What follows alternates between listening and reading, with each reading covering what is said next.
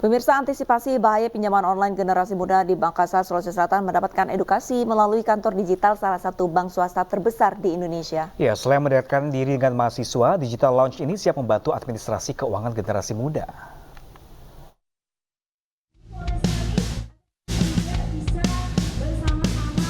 Opening seremoni kantor Digital Lounge merek Bank CIMB Niaga digelar di kampus Universitas Hasanuddin, Kota Makassar, Sulawesi Selatan.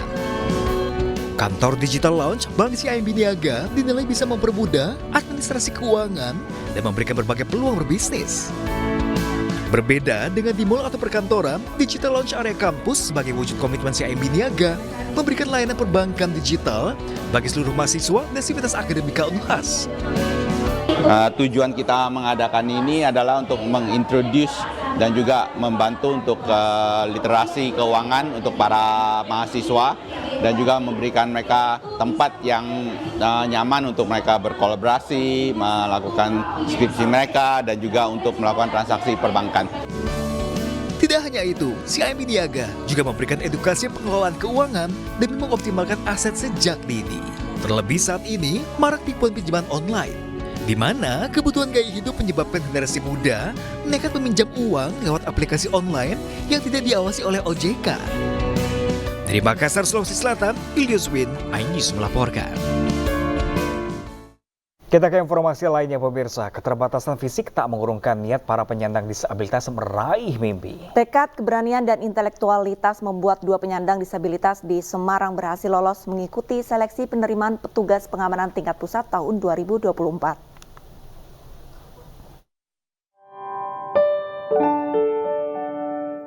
Ratusan peserta mengikuti seleksi penerimaan calon siswa anggota Polri dari jalur Sekolah Inspektur Polisi Sumber Sarjana atau SIPSS di Akademi Kepolisian Semarang.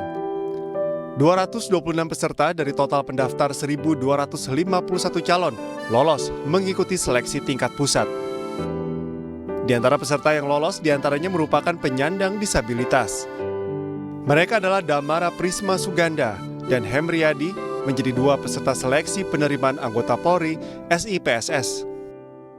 Lolosnya dua calon siswa SIPSS ini membuktikan jika setiap warga negara mempunyai kesempatan dan kesetaraan yang sama menjadi anggota Polri, mulai dari tingkat tamtama, bintara, hingga perwira. Teman dari mulai tingkat daerah sampai tingkat pusat, memang ada 6 animo dari beberapa polda. Dari 6 animo tersebut, setelah kita seleksi tingkat daerah, masuklah 3 orang. Jika 3 orang masuk di tingkat pusat, saat ini masih berproses tingkat seleksi tingkat pusat, mulai dari akademis, kemudian psikologi, kesehatan, maupun hari ini kita melaksanakan asesmen terkait mental ideologi. Kesempatan bagi penyandang disabilitas fisik menjadi anggota Polri sudah sesuai dengan Undang-Undang Nomor 8 Tahun 2016. Seleksi perdana ini menjadi harapan bagi penyandang disabilitas untuk berkarir di kepolisian.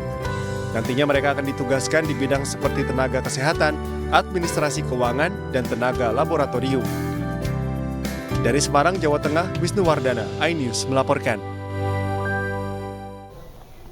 Pemirsa, tidak hanya harga beras, harga cabai juga melonjak naik di sejumlah daerah. Ya, di pasar Cebongan, Sleman, Yogyakarta, harga cabai mencapai Rp95.000 per kilogram. Sementara itu di pasar tradisional Badak Pandeglang, Banten, harga cabai tembus Rp120.000 per kilogramnya.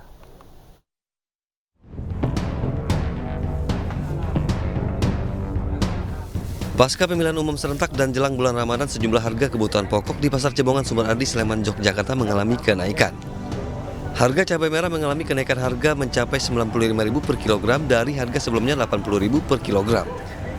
Selain itu, harga cabai rawit pun naik menjadi Rp80.000 per kilogram dari harga sebelumnya Rp70.000 per kilogram.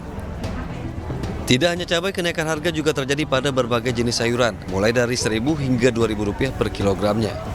Cabai merah keriting dari 80 sampai 95 sekarang. Kalau cabai rawit? 70 sekarang 80. Kenaikan dari kapan sih Bu? Mulai setelah pemilu atau sebelum pemilu? Setelah pemilihan. Sayuran juga naik, timun baby, kacang, semua naik. Kalau sayuran cuma 1.000-2.000 lah. Sementara itu, harga berbagai jenis cabai di pasar tradisional Babak Pandeglang, Banten mengalami kenaikan harga yang sangat drastis. Harga cabai merah keriting saat ini mencapai Rp100.000 dari sebelumnya dijual dengan harga Rp40.000 hingga Rp50.000 per kilogram.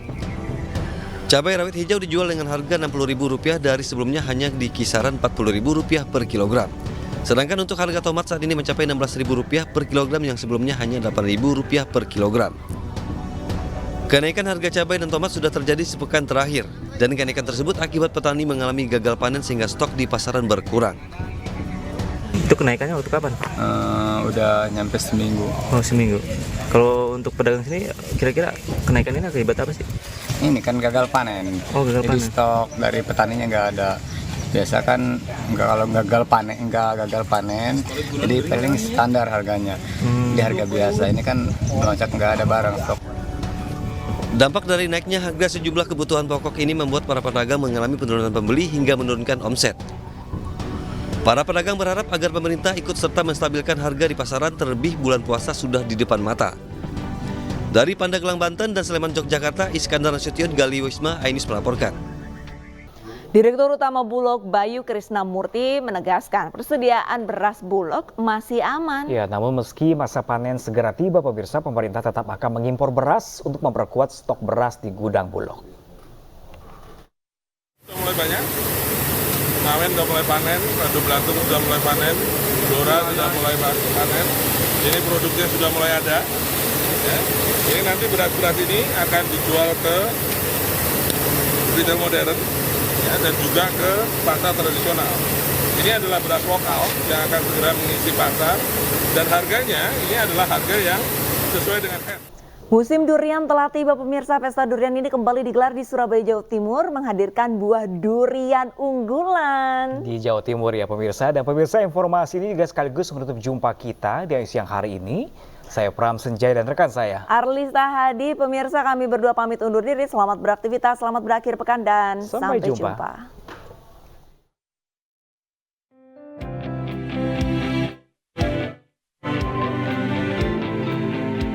Berbagai jenis durian dari Jawa Timur seperti durian susu, durian montong lokal, durian kanjeng, dan durian kawuk dihadirkan dengan harga murah. Para pecinta durian pun bisa menikmati durian sepuasnya. Masyarakat mengaku senang dengan adanya festival durian karena bisa menikmati durian khas Jawa Timur. Salah satunya durian susu yang berasal dari daerah Pasuruan yang aman untuk penderita kolesterol. Ada festival durian dan duriannya macam-macam, Pak. Ada dari mana aja tadi, Pasuruan, Banyuwangi, dan kita cobain satu-satu nih, ternyata rasanya beda banget rasanya. Enak, murah-murah, terus dipilihin. Seneng ya dengan adanya festival seperti ini? Wah, senang. Rasanya mantep nih. Beda-beda rasanya. Tiap daerah beda rasa, beda jenis. Jadi harus coba nih. Nah, itu aja. Harga durian yang murah meriah menjadi daya tarik. Bahkan dengan Rp50.000, pengunjung bisa makan durian sepuasnya. Dari Surabaya, Jawa Timur,